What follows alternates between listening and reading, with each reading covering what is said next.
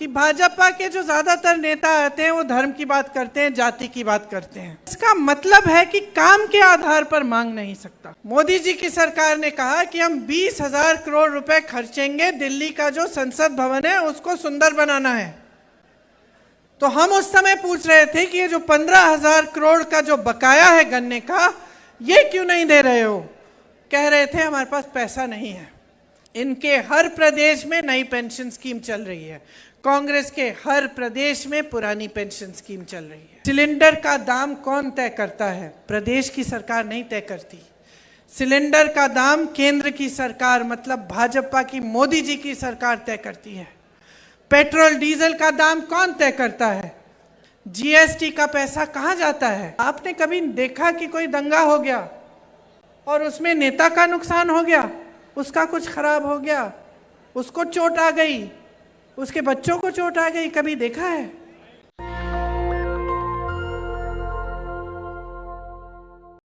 तो अभी हाल ही में मोदी जी आए थे राजस्थान।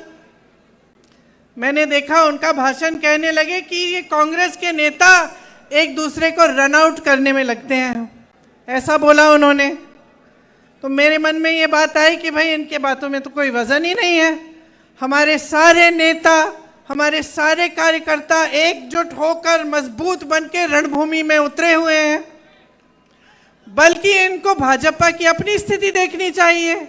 इनकी स्थिति क्या है? बिखरी हुई है इनकी पार्टी। हिट विकेट तो ये है राजस्थान में भाजपा वाले। तो ये बात उन्होंने की एक बात, और असलियत कुछ और है। कह रहे हैं कि हम लोग रन आउट करते हैं, हिट विकेट इनकी पार्टी है। इनकी पार्टी पूरी तरह से बिखरी हुई है। इनके नेता, जो बड़े बड़े नेता हैं, उनको इन्होंने परे कर दिया है। किसी को मालूम ही नहीं है कि अगर मुख्यमंत्री बनेगा तो कौन बनेगा, किसी को नहीं मालूम। बल्कि ये दूरबीन से जाकर ढूंढ रहे हैं पूरे राजस्थान में कि भाई हमारा नेता कौन बन सकता है, क्योंकि जो बड़े बड़े नेता थे उनको साइड कर दिया इन्होंने। तो बात यह है कि जब नेता आपके सामने आता है तो उसकी बातों के वजन को आप तोलिए कि किस आधार पर कह रहे हैं जो कह रहे हैं। आपके सामने अभी सचिन जी ने कहा कि भाजपा के जो ज्यादातर नेता आते हैं वो धर्म की बात करते हैं, जाति की बात करते हैं। तो आपको सोचना पड़ेगा कि भाई धर्म की बात और जाति की बात चुनाव के समय क्यों होती है। जो नेता ये बात चुनाव के समय कर रहा है, इसका मतलब है कि उसके आधार पर आपसे वोट मांग रहा है। तो कह रहा है कि भाई धर्म के आधार पर वोट दो या अपनी जाति के आधार पर वोट दो। तो इसका मतलब है कि काम के आधार पर मांग नहीं सकता। क्योंकि जो असली नेता होता है, जिसने आपके लिए काम किया, जैसे रघु शर्मा जी ने आपके लिए काम किया, हमारी सरकार ने यहाँ पे आपके लिए काम किया, तो हम काम के आधार पर आपसे वोट मांगते हैं या आपसे समर्थन मांगते हैं। अब एक तरफ भाजपा के नेता जो ऐसी अजीब सी बातें करते हैं जब चुनाव के लिए आते हैं। मैं मध्य प्रदेश में थी, मध्य प्रदेश में 18 सालों से इनकी सरकार है, और 18 सालों से इनकी सरकार है, लेकिन एक काम का नाम नहीं लेते। जब मंच पे खड़े होते हैं वहां पे भी धर्म और जाति की बातें और उसी के आधार पर वोट। तो 18 साल से आपकी सरकार रही, आप काम पर वोट क्यों नहीं मांग रहे? मैं बताती हूँ। अभी कुछ दिनों पहले मैं गहलोत जी के साथ चुनाव प्रचार में निकली थी। तो मैंने गहलोत जी से पूछा, आपने यहाँ राजस्थान में अपनी सरकार में कितने रोजगार दिलवाए हैं? गहलोत जी ने कहा कि देखिए 2 लाख रोजगार तो दिलवा दिए हैं हमने, और 1 लाख और की हमने घोषणा की है, जिसमें से 40,000 प्रोसेस में है। और आप सोच सकते हैं कि यहाँ हमारी 5 सालों से सरकार है। यहाँ के मुख्यमंत्री कह रहे हैं कि कांग्रेस के शासनकाल में आपको 2 लाख रोजगार दिलवाए हैं। 18 सालों से बहनों और भाइयों, मध्य प्रदेश में भाजपा की सरकार चल रही है। 18 सालों से 3.5 सालों में उन्होंने 21 रोजगार दिलवाए हैं। यहाँ 5 सालों में 2 लाख, वहाँ 3.5 सालों में 21, सिर्फ 21 रोजगार दिलवाए हैं। यहाँ पाठशालाएं खोली हैं, इंग्लिश मीडियम की पाठशालाएं। मैंने पूछा मुख्यमंत्री जी से कि हर जिले में है इंग्लिश मीडियम की पाठशाला? हंसने लगे, कहे हर जिले में क्या, गांव-गांव में खोल रहे हैं हम। वहां मध्य प्रदेश में 18 सालों से इनकी सरकार चल रही है, पाठशालाएं बंद हो रही हैं, 7,000 से ज्यादा स्कूल बंद हो चुके हैं। यहाँ पे केकड़ी में आपके लिए नया जिला बनाया गया, यहाँ पे 400 बेड का अस्पताल बनाया गया। जब कोरोना हुआ तो काफी जानें इन चीजों से बची। पिछले 5 सालों में कांग्रेस की सरकार ने जो काम किया, जो आपकी सेवा की, उसी के आधार पर हम आपसे वोट मांगते हैं। इसीलिए यहाँ पे जो आपकी सरकार है, अगर हम देखें तो चाहे हमारी यहाँ की सरकार को देखें, चाहे छत्तीसगढ़ में कांग्रेस की सरकार को देखें, तो किसानों के लिए कितना काम किया है। 15,000 करोड़ का कर्ज माफ हुआ है। आप पूछिए जरा, किसी प्रदेश में भाजपा ने किसान का कर्ज माफ किया है? आपने काले कानून की बात की। जब काले कानून के खिलाफ देश का सारा किसान आंदोलन कर रहा था, तब ये क्या कर रहे थे? इनके मंत्री के बेटे किसानों को अपनी जीप के पहियों के नीचे कुचल रहे थे उत्तर प्रदेश में, और वही मंत्री इनके साथ मंच पे बैठा रहता था। जब वो काले कानून आए, तब किसान की कोई सुनवाई हुई? 1 साल होने वाला था, किसान सड़क पे बैठा रहा, सैकड़ों किसान शहीद हुए। पानी नहीं था, बिजली भी नहीं थी, उस समय सड़क पे ही बैठे थे, लेकिन उनकी सुनवाई नहीं हुई। सुनवाई तब हुई, काले कानून वापस तब लिए गए भाजपा द्वारा, जब 2 महीनों में उत्तर प्रदेश का विधानसभा का चुनाव आ रहा था। चुनाव आने तक कोई सुनवाई नहीं हुई। हम जब कहते हैं प्रदेशों में कि हम कर्ज माफ करेंगे किसानों के, तो मालूम है ये लोग क्या कहते हैं? क्या कहते हैं? कहते हैं पैसे नहीं है इन चीजों को करने के लिए।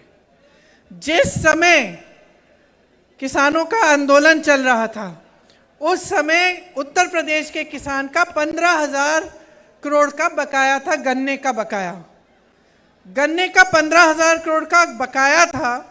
उसके थोड़े ही बाद मोदी जी की सरकार ने कहा कि हम 20,000 करोड़ रुपए खर्चेंगे, दिल्ली का जो संसद भवन है उसको सुंदर बनाना है। तो हम उस समय पूछ रहे थे कि ये जो 15,000 करोड़ का जो बकाया है गन्ने का, ये क्यों नहीं दे रहे हो? कह रहे थे हमारे पास पैसा नहीं है। किसानों के कर्ज को माफ करने के लिए पैसा नहीं था, लेकिन संसद को जो 70 साल से अच्छा खासा चले आ रहा था संसद भवन, उसको सुंदर करने के लिए आपके पास 20,000 करोड़ हैं। क्यों? क्योंकि उसको करने से आपका मान सम्मान बढ़ रहा है और किसानों की कोई परवाह ही नहीं है आपको। 2000 यूनिट यहाँ पे आपको बिजली की फ्री में मिली है, सिंचाई का बिल माफ हुआ है। यहाँ आवारा पशु की जो समस्या थी, उसके लिए आपकी मदद के लिए सरकार ने सोचा कि किस तरह से मदद कर सकते हैं, तो 67 लाख मीटर की तारबंदी की। छत्तीसगढ़ में हमारी सरकार है, यही समस्या वहाँ थी, तो सरकार ने गोबर खरीदना शुरू किया, क्योंकि ये सोच थी कि अगर हम गोबर खरीदना शुरू करें तो लोग इस जानवरों को अपने घर में रख लेंगे, पाल लेंगे, क्योंकि उससे कमा लेंगे। तो बहुत उनकी सुविधा हुई। जो आवारा पशु घूम रहा था उसको लोगों ने रख लिया घर में, और सरकार ने गोबर खरीदी, गोबर का गोबर गैस बनाया, अन्य चीजें की, तो सबका फायदा हो गया। इसी तरह से हमारी सरकार यहाँ कह रही है कि हमारी सरकार दोबारा बनेगी तो हम भी गोबर खरीदना शुरू करेंगे यहाँ पे, ताकि राजस्थान में भी ये समस्या हल हो सके। और ये लंपी की जो बीमारी आई थी, इस समय भी 40,000 प्रति गाय का मुआवजा मिला था आपको। अन्य जगह जहाँ इनके प्रदेश हैं, वहाँ पे इस तरह के काम नहीं होते। हम खुद देखते आ रहे हैं, इसलिए मैं कहती हूँ बातों का वजन समझो। ये जब कहते हैं कि आपके लिए करेंगे, इनसे पूछिए ना किया क्या है। मध्य प्रदेश में 18 सालों से सरकार चली आ रही है, वहाँ पे स्कूल बंद हो गए हैं, वहाँ पे आवारा पशु की समस्या इतनी खराब हो गई है कि पूरी रात पूरे दिन पहरेदारी करनी पड़ती है खेतों की किसानों को। किसी ने सुनवाई ही नहीं की, किसी तरफ से उनकी सुनवाई नहीं है। इनकी जो है सोच जो है ना भाजपा की सरकारों की, आपको समझना पड़ेगा आज। इनकी सोच, इनकी जो विचारधारा है, ये इसके दो पहलू हैं। सबसे पहले तो ये है कि जो गरीब है, जो मिडिल क्लास है, उसके लिए कोई सोच नहीं है। आपसे सींचना और आपसे खींचना और बड़े बड़े उद्योगपतियों को सींचना, ये उनकी नीति है। अब कैसे मालूम पड़ता है? कैसे मालूम पड़ता है? आपके कर्ज माफ करने के लिए कहते हैं कि पैसे नहीं हैं। बड़े बड़े उद्योगपतियों के इन्होंने हजारों करोड़ माफ किए हैं। आज इनके राज में मेरे ख्याल से देश के इतिहास में कभी ऐसा नहीं हुआ होगा कि देश का किसान 27 रुपए प्रतिदिन कमाता है और अडानी जी, एक इंसान, एक अडानी 16,000 करोड़ रुपए एक दिन में कमा रहा है। सोचिए ये पैसे आ कहाँ से रहे हैं? देश की सारी संपत्ति इनको दी जा रही है, सारे हवाई अड्डे, सारे बंदरगाह, बड़ी बड़ी कंपनियां जिससे आपको रोजगार मिलते थे, ये सारा इनके बड़े बड़े उद्योगपति मित्रों को मिल रहा है। यहाँ सरकारी कर्मचारी रो रहा है, कह रहा है भाई पुरानी पेंशन दे दो हमें वापस। 20 साल से हम मेहनत करते हैं, 20 सालों के लिए हर महीने आप हमारा पैसा काटते हैं पेंशन के लिए। हमारी मेहनत, हमारी कमाई आप हर महीने काटते हैं। 20 सालों के बाद हमें सुरक्षा चाहिए। जैसे पहले हमें पेंशन के पैसे हमें दिए जाते थे, उसी तरह से दीजिए। ये लोग क्या कर रहे हैं? पेंशन के पैसे इकट्ठे करके उनका निवेश कर देते हैं। अब सरकारी कर्मचारी कह रहा है कि भाई ये मेरे पैसे हैं, मेरी 20 साल की कमाई है जो आपने हर महीने काटी, आप इसका निवेश कहीं गलत जगह कर लिए और ये पैसे आप गवा दें तो मेरा क्या होगा? मेरी कमाई का क्या होगा? सरकारी कर्मचारियों की कोई सुनवाई नहीं है। इनके हर प्रदेश में नई पेंशन स्कीम चल रही है, कांग्रेस के हर प्रदेश में पुरानी पेंशन स्कीम चल रही है। राजस्थान में है, हिमाचल में है, छत्तीसगढ़ में है, हर जगह, कर्नाटका में, हर जगह पुरानी पेंशन की स्कीम। हम नहीं कह रहे कि पैसे नहीं हैं, हम कह रहे हैं हम पैसे ढूंढ के निकालेंगे इसके लिए। हम कह रहे हैं हमें कर्ज माफ करना है, हम पैसे ढूंढ के निकालेंगे। अब इनकी सोच देखिए। मेरी बहनें बैठी हुई हैं, महिलाओं के लिए यहाँ पे आपकी सरकार ने बहुत किया है। सबसे पहले तो आपके लिए महंगाई की राहत कैंप बनाए। अब सोचिए कि ये नौबत आ गई है कि केंद्र सरकार इतनी महंगाई बढ़ा रही है कि प्रदेश की सरकार को राहत के कैंप लगवाने पड़ रहे हैं। सिलेंडर आपको 500 में मिल रहा है। 1 करोड़ लोगों को बिजली बिल की बिल जो शून्य हो गई, इंदिरा रसोई बनाई गई, 8 रुपए में आपको भरपेट भोजन मिलता है। 40 लाख मोबाइल दिए गए महिलाओं को। छात्राओं को स्कूटी देने का काम शुरू हुआ है। केजी से पीजी तक निःशुल्क शिक्षा महिलाओं के लिए। सरकारी बसों में आधा किराया, सरकारी नौकरियों में 30% आरक्षण, 10वीं पास होने पर 10,000 रुपये, 12वीं पास होने पर 20,000 रुपये। अब हम इसकी तुलना करते हैं भाजपा के प्रदेश से, मध्य प्रदेश से। 18 सालों के लिए महिलाओं के लिए कुछ नहीं किया। 18 सालों के लिए कुछ नहीं किया। अब चुनाव आ रहा है, 2 महीनों पहले इन्होंने महिलाओं को कहा कि अपने खाते खोलो, हम आपके खातों में पैसे डालेंगे। 2 महीने पहले। 18 साल से इनकी सरकार चल रही थी, 18 सालों से महिला की कोई सुनवाई नहीं थी। महिला तो 18 साल से संकटों का सामना कर रही थी, संघर्ष का सामना कर रही थी। देखिए, चाहे महंगाई हो, चाहे समाज का बोझ हो, महिला ही उठाती है। महंगाई का सामना सबसे ज़्यादा महिला करती है। जिस दिन घर में दिहाड़ी नहीं आती, उस दिन महिला भूखी रहेगी, सबको बाकी सबको खिला के सोएगी। क्या बात है? बातें नहीं सुननी? फिर अब बोलूं? तो चाहे हम महिलाओं की बात करें, चाहे हम किसानों की बात करें, चाहे हम सरकारी कर्मचारियों की बात करें, चाहे हम जहाँ यहाँ बहुत सारी छोटी दुकानें हैं, छोटे बिजनेस हैं, अब देखिए आज देश की परिस्थिति क्या है, केंद्र की जो भाजपा सरकार है उसकी नीति क्या है, इसको समझते हैं हम।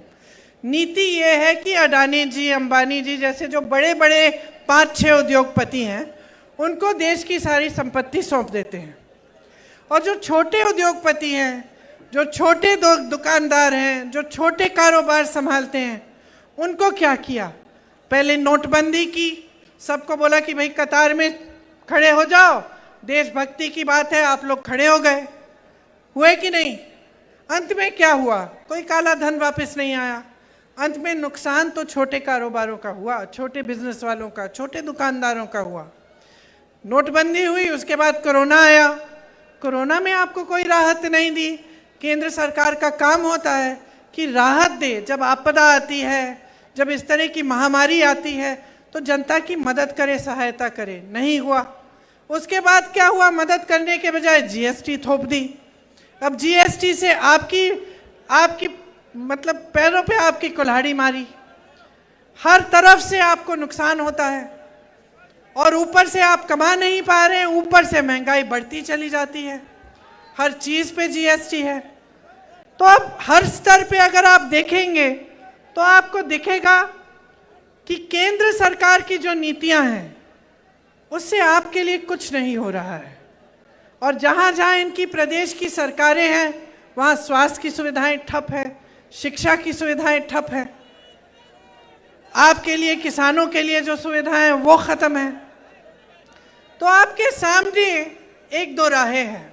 आप इधर खड़े हैं, एक तरफ आप बीजेपी को चुनेंगे, भाजपा को चुनेंगे, तो आप देख सकते हैं कि किस तरह की नीतियां आपके प्रदेश में लागू होंगी, किस तरह के जो जितने भी अच्छे काम कांग्रेस पार्टी कर रही है आपके लिए वो सारे बंद हो जाएंगे।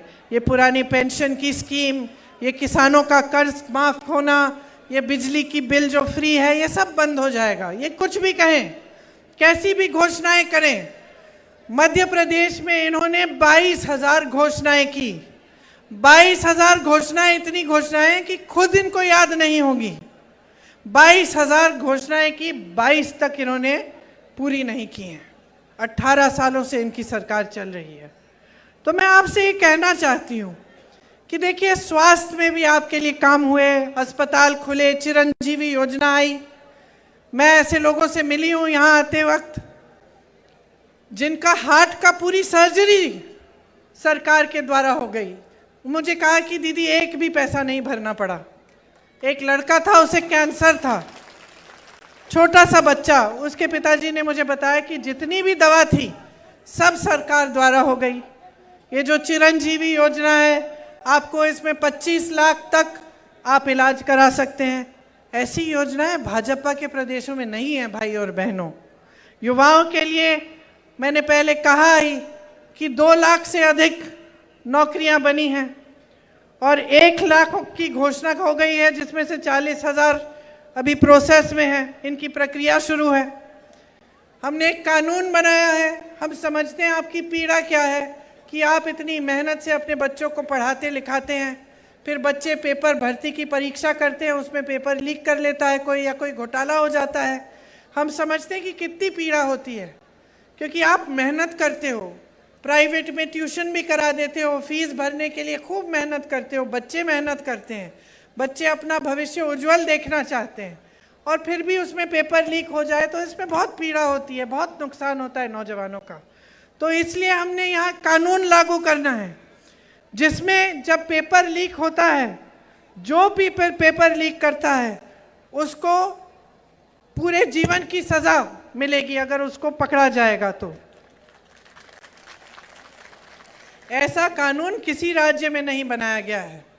यहाँ पानी की भी सुविधा लाखों परिवारों को मिली। आप मध्य प्रदेश जाइए, इनके अलग अलग प्रदेशों में जाइए, बड़ी बड़ी बातें हैं, इश्तिहार तो बढ़िया बढ़िया दिख जाएंगे, नेता बढ़िया बढ़िया बातें करेंगे, लेकिन धरातल आप ये काम नहीं देख पाएंगे। तो देखिए आपको समझने की ज़रूरत है कि जैसे मैं कह रही थी, आप दोराहे पे खड़े हैं, एक तरफ भाजपा की नीतियां, एक तरफ कांग्रेस की नीतियां। वो आपसे आपकी संपत्ति ले रहे हैं, बड़े बड़े उद्योगपतियों को दे रहे हैं। हम ये समझते हैं कि लोकतंत्र में सरकार की कोई संपत्ति नहीं है। हम समझते हैं कि सरकार की पूरी संपत्ति जनता की होती है। जहाँ जहाँ हमारी सरकारें हैं, हमारा प्रयास रहता है कि आपके जेब में आपके पैसे आएँ, चाहे वो किसानों के कर्ज माफ़ करने के ज़रिए हो, या फ्री में बिजली दिलवाने की, या फ्री में शिक्षा दिलवाने की, या फिर आपको रोज़गार दिलवाने की। ये सब बातें जो है ये एक अलग तरह की राजनीति है। ये राजनीति ऐसी है जो ग्राम को, गांव को मजबूत करने वाली राजनीति है। आपको अच्छी तरह समझना चाहिए कि जब ये सिलेंडर की बात करते हैं, सिलेंडर का दाम कौन तय करता है? प्रदेश की सरकार नहीं तय करती। सिलेंडर का दाम केंद्र की सरकार, मतलब भाजपा की, मोदी जी की सरकार तय करती है।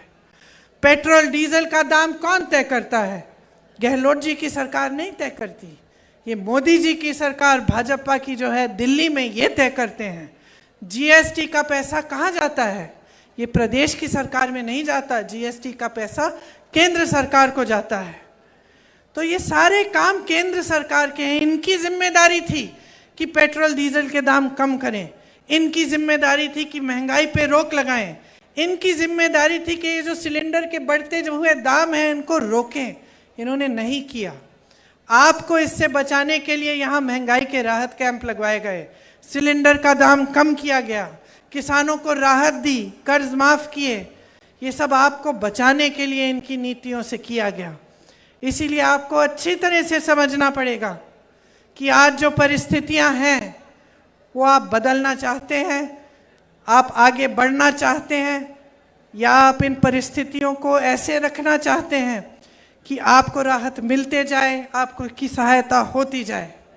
आज अगर आप सरकार बदलेंगे और आप भाजपा की सरकार लाएंगे तो आपका बहुत नुकसान होने वाला है। क्योंकि 10 सालों में अगर आप समझदारी से और विवेक से देख रहे हैं तो आप ये देख रहे हैं कि देश का जो अमीर है वो अमीर होता चले जा रहा है, देश का गरीब पिसता चले जा रहा है। किसान इतना परेशान है कि खेती में कमाई ही नहीं रही। तो जो परिस्थितियां आपके प्रदेश में हैं उनका सामना करने के लिए आपकी प्रदेश सरकार आपकी बहुत सहायता कर रही है। जो परिस्थितियां महंगाई की वजह से, बेरोजगारी की वजह से देश भर में लोग देख रहे हैं, वो आप अपने प्रदेश में नहीं चाहते। आप अपने प्रदेश में विकास चाहते हैं, तरक्की चाहते हैं। आपने देखा है कि किस तरह से अगर एक अच्छी सरकार हो जिसकी सही नीयत हो तो आपके लिए ऐसी तमाम योजनाएं, परियोजनाएं बनती हैं जिनसे आपकी सुविधा होती है। तो ध्यान से समझ लीजिए, आज जो राजस्थान में हो रहा है उसको रोकिए मत। आज जो काम चल रहा है उसको रोकिए मत। आज जो आपको सुविधाएं मिल रही हैं उन्हें रोकिए मत। अगर आप भाजपा में इस बार अपना वोट डालेंगे भाजपा के लिए और अपना विश्वास उनमें डालेंगे तो आपके साथ वही होगा जो मध्य प्रदेश की जनता के साथ हो रहा है। और हम ये बात कर रहे थे कि अनोखी बात यह कि जहां भाजपा की सरकार है उन्हें यह एहसास नहीं है। जहां भाजपा की सरकार है वो नेता सोचते हैं कि उन्हें काम करने की कोई ज़रूरत नहीं है, क्योंकि वो काम के आधार पर वोट मांगने नहीं आते, धर्म के आधार पर आते हैं। तो वो सोचते हैं कि भाई हमें तो वोट मिलना ही है, हम धर्म की बातें कर लेंगे, अच्छी अच्छी बातें, लोग हमारी बातों को मान जाएंगे, लोगों के जज्बात जुड़ जाएंगे हमसे, तो काम करने की क्या ज़रूरत है। तो ये आज भाजपा के नेताओं की मन में जो है ये बात बैठ गई है, इनकी आदत बन गई है। ये इनको ये भी नहीं लगता कि आपके सामने आए तो आपके काम की बात करें। आपके प्रति जो जवाबदेही है ना, इनके प्रदेशों में ख़त्म हो गई है। तो मैं सिर्फ आपसे एक बात कहना चाहती हूँ कि भाई जवाबदेही मांगो और अपनी जागरूकता और विवेक से ही ये वोट डालो। एक बहुत बड़ी जिम्मेदारी है, इसको नकारो मत। कोई आकर फिजूल की बातें करे, आपके सामने इधर उधर की बातें करे, इनकी बात मत मानो, बहुत हो गया है। देश बिगड़ रहा है। 10 सालों से देश में, केंद्र में इनकी सरकार चली आ रही है। 10 सालों से बार बार यही बातें, जैसे पायलट जी ने कहा, कभी भारत पाकिस्तान, कभी हिंदू मुसलमान, कभी धर्म, कभी जाति। इससे आपका नुकसान हो रहा है, सिर्फ इनका फायदा हो रहा है। सोच लीजिए, एक दूसरे को लड़ाने में कभी आपका फायदा नहीं होता, कभी किसी गरीब का फायदा नहीं होता। लड़ाइयाँ झगड़े होते हैं, घृणा होती है, समाज में फूट फैलती है, तो आपका नुकसान होता है। आपने कभी देखा है कि किसी नेता का नुकसान हुआ? आपने कभी देखा कि कोई दंगा हो गया और उसमें नेता का नुकसान हो गया, उसका कुछ खराब हो गया, उसको चोट आ गई, उसके बच्चों को चोट आ गई? कभी देखा है? कभी नहीं, कभी नहीं। तो समझ लो कि इन बातों से नुकसान हो रहा है आपका। राजनीति होनी चाहिए आपके विकास के लिए, सीधी सी बात है। नेता का कोई धर्म नहीं होता, नेता का धर्म होता है सेवा करना। यही सबसे बड़ा धर्म होता है नेता का। हमारे देश में हम सब धार्मिक लोग हैं, सबके दिल में धर्म है, ऐसा नहीं है कि किसी के में नहीं है, चाहे किसी भी धर्म के हों, चाहे हम हिंदू हों, मुसलमान हों, ईसाई हों, बौद्ध हों, कुछ भी हो। अपने धर्म को हर हिंदुस्तानी मानता है और उसकी श्रद्धा है उसके प्रति। लेकिन राजनीति में नेता को ये समझना पड़ेगा कि उसका सबसे बड़ा धर्म देश सेवा, जनता की सेवा है, और ये समझाना आपका काम है। अब आपने 10 सालों से देख लिया, बड़े बड़े आप इश्तिहार देखते हैं, ऐसा लगता है कि देश बहुत तरक्की कर रहा है। तो ठीक है, देश तरक्की कर रहा है, तो भाई तुम तरक्की क्यों नहीं कर रहे हो? अगर देश तरक्की कर रहा है तो गरीब तरक्की क्यों नहीं कर रहा है? तरक्की कांग्रेस के प्रदेशों में आ रही है क्योंकि कांग्रेस की सरकारों की नीतियां आपके लिए, गरीबों के लिए हैं। आप बाहर जाएं, भाजपा के प्रदेश में तो देखिए, देश की नीतियां देखिए केंद्र सरकार की, तो आपको पता चलता है कि क्या हो रहा है देश में। तो ये सब बड़ी लंबी बातें की हैं मैंने, लेकिन मेरी आशा है कि आपने ध्यान से सुनी ये बातें और इनके आधार पर आप वोट डालोगे। अगर आप सोच समझ के अपना वोट डालोगे तो आपका वोट कांग्रेस को ही जाएगा इस चुनाव में। भाजपा को जिता के गलती मत करिए। नेशनल दस्तक की आपसे गुजारिश है कि अगर इसको बचाना चाहते हैं तो नेशनल दस्तक को सब्सक्राइब करने के लिए रेड कलर के सब्सक्राइब बटन को दबाएं, फिर बेल आइकन की घंटी दबाएं। नेशनल दस्तक को बचाने के लिए बहुत जरूरी है कि हर खबर को शेयर करें, लाइक करें, कमेंट जरूर करें।